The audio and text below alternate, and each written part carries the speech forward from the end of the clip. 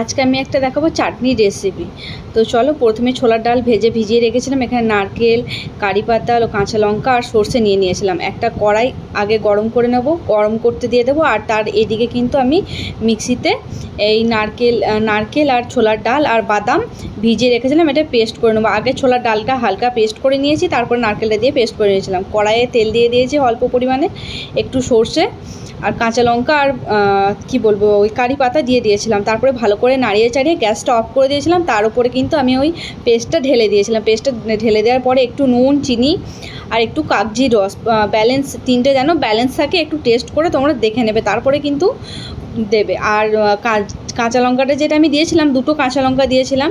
তো তোমরা তোমাদের ঝাল অনুযায়ী দেবে।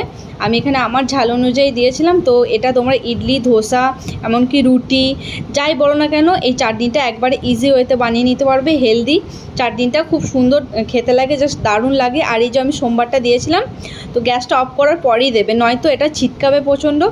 আর কেমন লাগলো অবশ্যই কমেন্ট করে জানাবে। ভিডিওটা ভালো লাগলে লাইক, কমেন্ট, শেয়ার করবে। তো এই পর্যন্তই ছিল আজকের ভিডিওটা। তো কেমন লাগলো ইজি শর্টকাট রেসিপি। তো টাটা সকলকে।